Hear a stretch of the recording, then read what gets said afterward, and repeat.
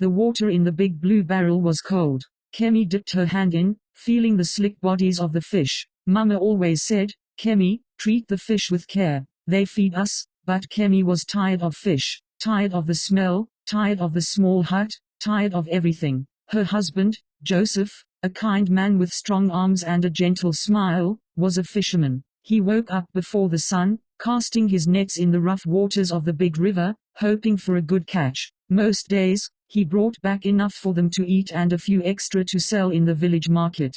Today, the market was slow. The sun beat down, hot and heavy. Flies buzzed around the fish. Kammi fanned them away with a worn-out piece of cardboard. Joseph sat beside her, mending a tear in his net. His brow was furrowed, a sign he was worried. "Not many buyers today, Kammi," he said, his voice a low rumble. Kammi just nodded. She looked around at the other stalls. Brightly colored fabrics, sweet-smelling fruits, carved wooden toys. Everything seemed so much better than their stinky fish. Then, a big, shiny black car pulled up. It was so fancy, it made the dust on the road look even dirtier. People stopped talking, their eyes wide. A man stepped out. He was tall, with smooth dark skin and a smile that showed all his white teeth. He wore clothes that looked like they cost more than Joseph's whole fishing boat. This was Mr. Martins, the big boss from the city, the one who owned all the biggest businesses, the one they called a billionaire. He walked with a bounce in his step, like he owned the ground he walked on. Kammi watched him, her heart doing a funny little flip. She had never seen anyone so grand up close. He looked around, and his eyes, dark and sharp, landed on her. Kammi felt a blush creep up her neck. Joseph, still mending his net, didn't seem to notice. Mr. Martins walked straight to their stall. His eyes were still on Kammi. "Fresh fish, eh?" he said, his voice like smooth honey. "How much for the biggest one?" Joseph looked up, surprised but polite. He told Mr. Martins the price. Mr. Martins didn't even haggle. He just pulled out a thick wad of money, more money than Kammi had seen in her whole life. He paid for the fish, but his eyes never left Kammi. He smiled at her, a slow, knowing smile that sent a shiver down her spine. Joseph, innocent as always, just thanked him for his business. After Mr. Martins left, Kammi couldn't stop thinking about his smile, about the way he looked at her. It was a look that promised a different life, a life far away from fish and the smell of the river. Days turned into weeks. Mr. Martins started coming to the market more often. He always bought fish from Joseph, always paid more than he should, and always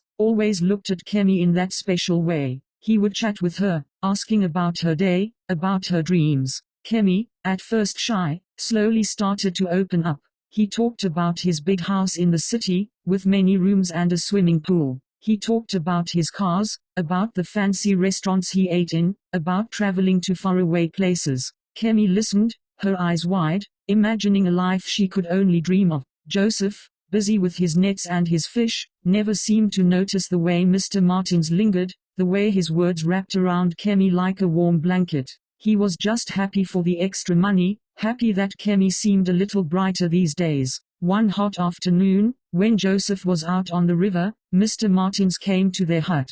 Kammi was cleaning the fish, her hands smelling of scales and river water. He stood at the door, blocking the sunlight. "Kammi," he said, his voice soft, "you don't belong here. You're like a beautiful flower in a field of weeds." Kammi's heart pounded. She looked down at her dirty hands. He offered her a life of luxury, a life where she wouldn't have to touch a single fish again. He promised her new clothes, fancy food, trips to places she'd only seen in pictures. He told her she deserved better than a poor fisherman. He told her he loved her. Kammi looked at him, then at the small, dusty hut, then at the river that had given them so little. A part of her felt guilty, a sharp pang in her chest for Joseph, who loved her with all his simple heart. But another part, a greedy, hopeful part, pulled her towards the glittering future Mr. Martins painted. The next morning, before the sun peeked over the hills, Kammi packed a small bag. She left a note for Joseph, a few scribbled words that felt hollow and cold. She told him she was leaving, that she couldn't live this life anymore. She didn't look back. Mr. Martins was waiting for her in his shiny black car. The village was still asleep, quiet and peaceful. As the car pulled away, Kammi looked out the window, seeing the familiar shape of Joseph's fishing boat bobbing gently on the river. A tear slipped down her cheek, but she quickly wiped it away. She was going to a new life, a grand life. She told herself it was for the best, that Joseph would understand someday. The car sped up, leaving the small village and its simple life far behind. The city was a blur of lights and noise. Tall buildings touched the sky, cars honked, and people rushed everywhere. Kammi had never seen so many bright colors, so many moving things. Mr. Martin's house was even bigger than she imagined. It had a huge gate, a long driveway, and a garden with flowers she'd never seen before. Inside, everything was shiny and new. Soft carpet swallowed her footsteps. Big, comfy chairs invited her to sink in. She had her own room, with a bed so soft it felt like sleeping on a cloud. There were so many clothes in the closet, more than she could ever wear. And the food. Every meal was a feast, different dishes she'd never tasted, all delicious. For the first few weeks, Kammi felt like a queen. Mr. Martins bought her beautiful jewelry and took her to fancy shops. She wore new dresses every day and had her hair done by a special hairdresser. She went to big parties where everyone dressed up and laughed loudly. But slowly, something started to feel off. Mr. Martins was often busy. He would leave early in the morning and come back late at night. When he was home, he spent a lot of time on his phone, talking to people Kammi didn't know. He still called her beautiful, but his eyes didn't linger on her like they used to. He started to forget things she liked, little things that showed he cared. Kammi found herself alone a lot in the big house. The silence pressed in on her. The beautiful things didn't feel so special anymore. She missed the sounds of the village, the laughter of the children, even the familiar smell of fish. One evening, Mr. Martins came home looking tired and grumpy. He barely looked at Kammi. He just grunted a greeting and went straight to his study. Kammi felt a pang of loneliness. She thought about Joseph, about how he would always ask her about her day, even if he was tired. She remembered his simple, honest smile. Here, in this grand house, she felt more alone than she ever had in her tiny hut. The gold and glitter of her new life started to feel cold and empty. She tried to talk to Mr. Martins, to ask him about his day, but he just waved her away. "I'm busy, Kammi," he said, his voice flat. Kammi went back to her big, soft bed and stared at the ceiling. The queen feeling was gone, replaced by a dull ache in her heart.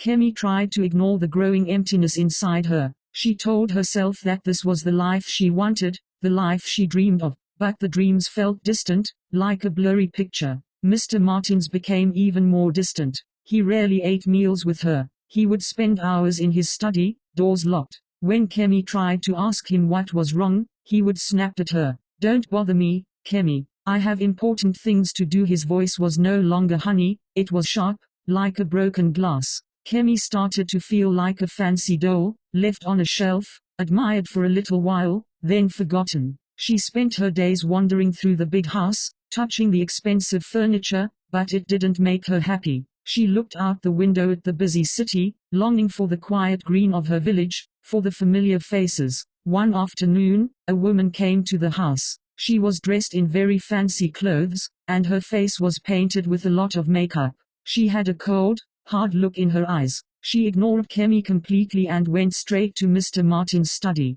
Kammi heard their voices, low and serious, through the closed door. She tried to listen, but couldn't make out the words. The woman stayed for a long time. When she finally left, Mr. Martins came out of his study, looking pale and worried. He didn't even look at Kammi. This happened more and more. Different people came and went, always looking serious, always talking to Mr. Martins behind closed doors. Kammi felt a knot of worry in her stomach. Something was wrong, but she didn't know what. She was afraid to ask Mr. Martins. One morning, Kammi woke up to a loud shouting from downstairs. She quickly got out of bed and rushed down. There were two big, burly men in the living room, talking loudly to Mr. Martins. Their voices were angry. They were pointing at things, at the big TV, at the fancy chairs. Mr. Martins looked small and scared. Kammi hid behind a pillar, listening. The men were talking about money, about debts, about things being taken away.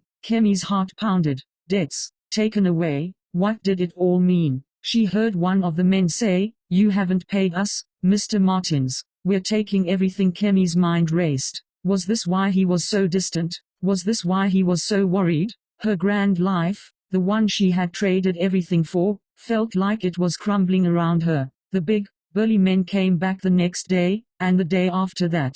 They started taking things from the house. First, the big TV, then, the fancy paintings from the walls, then, the expensive carpets. Kammi watched, horrified, as her dream life was packed into trucks and driven away. Mr. Martins was nowhere to be found when the men were there. He would disappear, only to reappear after they had left, looking even more defeated. Kammi tried to talk to him, to ask him what was happening, but he just shook his head and mumbled, "It's nothing, Kammi, just business." But Kammi knew it wasn't just business. The house was becoming emptier and emptier, echoing with the sound of her own fear. One evening, Mr. Martins finally sat her down. His face was drawn and pale. He looked older, tired. "Kammi," he said, his voice a whisper, I lost everything." Kammi stared at him, her mouth dry. "What do you mean?" she asked, her voice barely a squeak. He explained. He had made some bad investments. He had borrowed a lot of money from people who were not kind.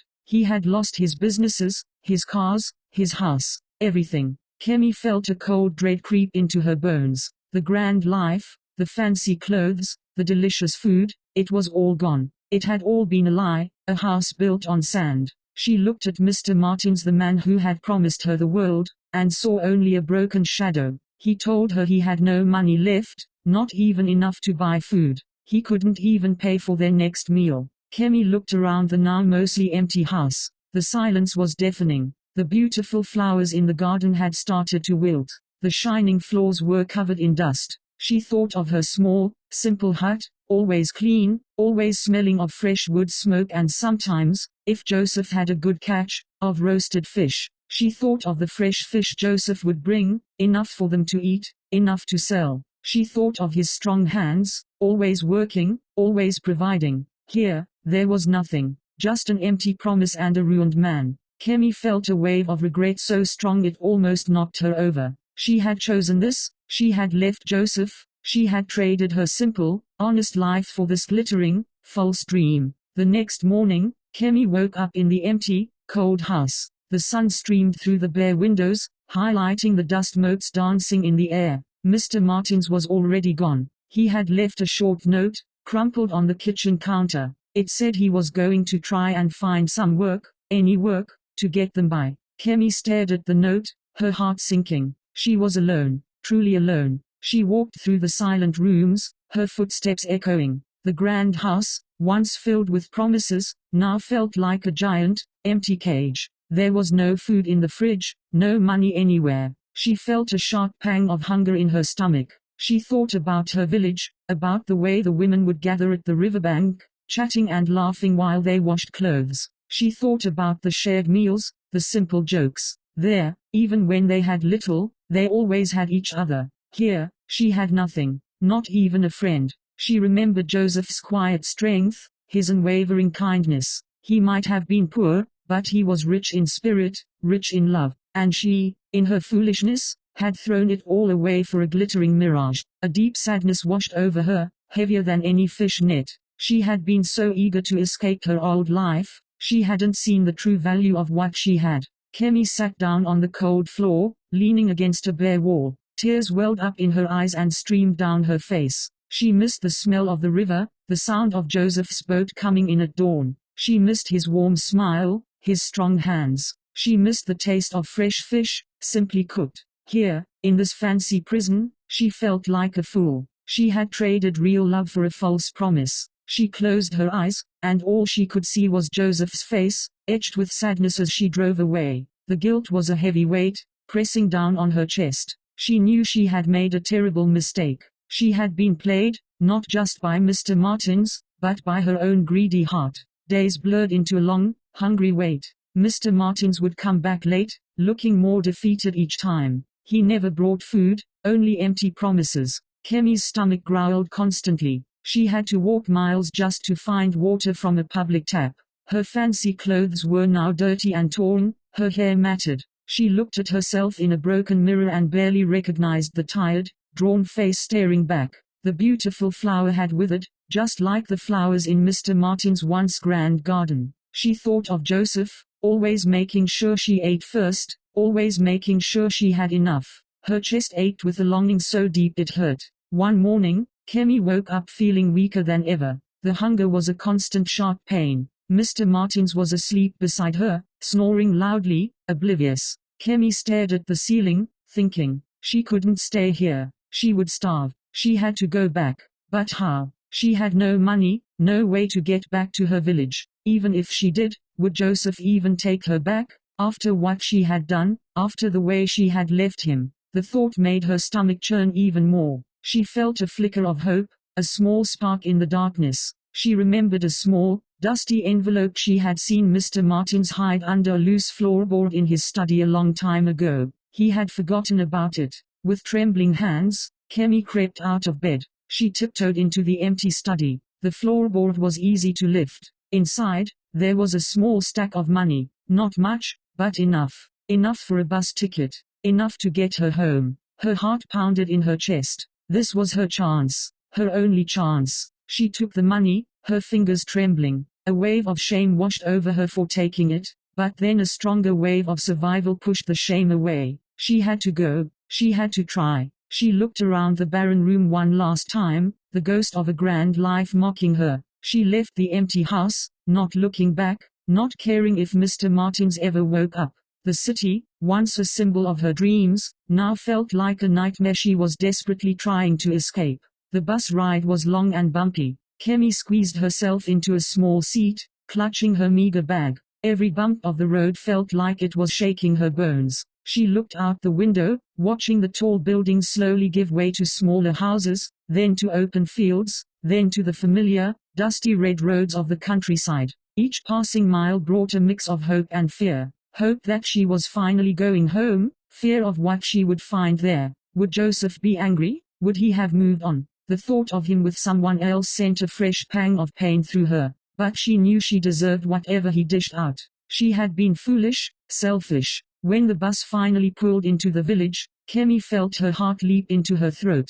The familiar sounds and smells enveloped her. The chatter of market women, the distant bleating of goats, the earthy scent of the river. It was all still there, just as she remembered it. She slowly stepped off the bus, her legs feeling wobbly. She was thin, her clothes were dirty, and her spirit was heavy. She walked through the village, keeping her head down, hoping no one would recognize her. She saw familiar faces, but they were busy, rushing about their day. She knew the way to her old hut by heart, her feet carrying her automatically. As she got closer, she saw it. The small, familiar hut, nestled by the river. Smoke curled from the chimney, a sign of life. Her heart pounded. She took a deep breath, steeling herself. She pushed open the rickety wooden door, her hand trembling. The small space was clean, just as she had left it. A fire crackled in the hearth, a pot simmering gently. And then she saw him, Joseph. He was sitting on the floor, mending his nets, just like he always did.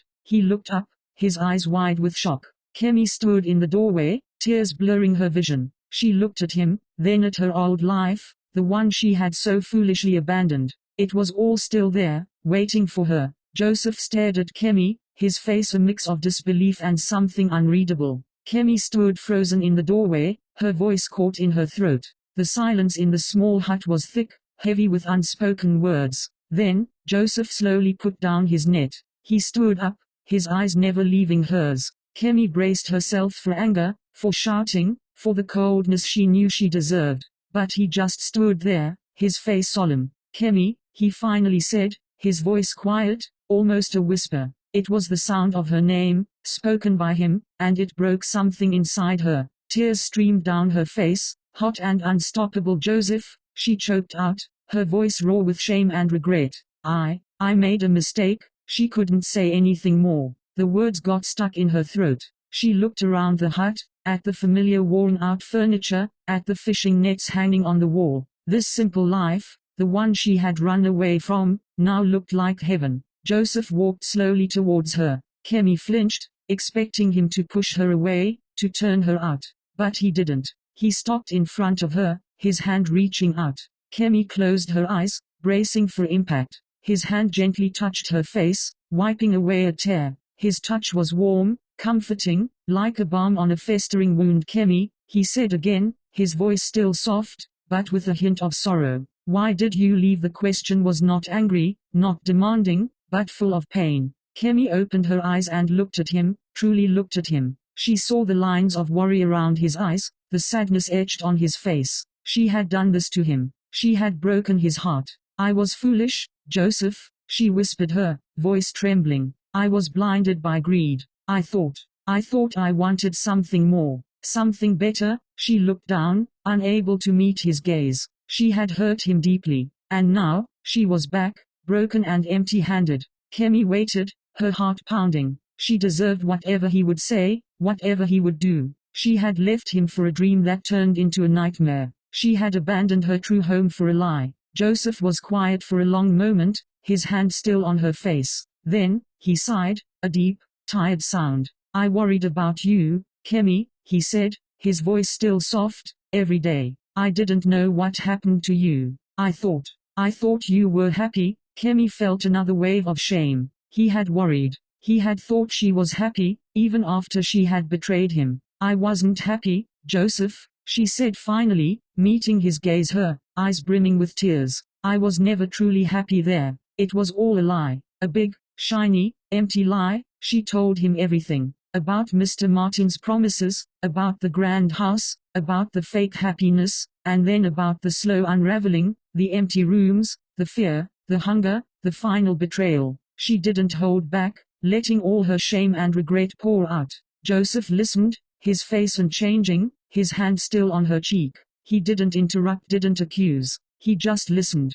When she finished, the hut was silent again, save for the crackling of the fire. Kammi looked at him, waiting for his judgment. He took a deep breath, and his gaze softened. Kammi, he said, his voice now a little stronger, I am a simple man. I don't have a big house or fancy cars, but I have my nets, and I have the river, and I have my heart. He paused, his eyes searching hers. My heart was broken when you left, but it never stopped loving you. Kammi's breath hitched in her throat. She couldn't believe it. After all she had done, he still loved her. A fresh wave of tears, but this time, tears of relief, of a small, fragile hope, streamed down her face. She felt a lightness in her chest she hadn't felt in months. He didn't promise her a grand life, but he offered her something far more valuable, forgiveness and a chance to rebuild. Life in the village slowly began to piece itself back together for Kammi. It wasn't easy. Some people looked at her with curiosity, some with pity, and a few with judgment.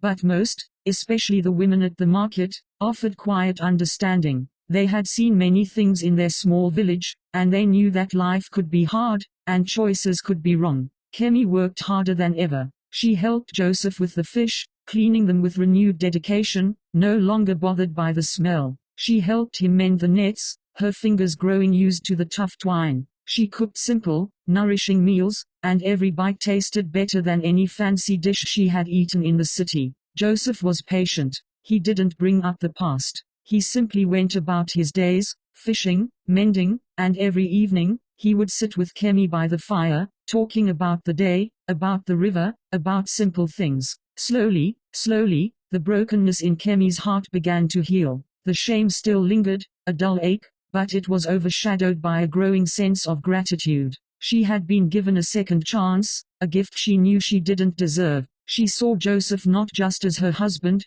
but as her anchor, her true north. His quiet strength, his unwavering kindness, they were worth more than all the gold in the world. One evening, as the sun dipped below the horizon, painting the sky in fiery colors, Kammi and Joseph sat by the river, watching the water flow by. Joseph was humming a low tune, a fisherman's song. Kammi leaned her head on his shoulder. Joseph, she said softly, thank you. He didn't ask why. He just squeezed her hand. She looked at the gentle ripples on the water, at the small fishing boat bobbing nearby. This was her home. This was her life. It wasn't grand, it wasn't glittering, but it was real. It was honest. And with Joseph by her side, it was enough. More than enough. She had chased a fantasy and found her truth right back where she started. The billionaire had played her, but life, in its strange way, had given her a precious lesson.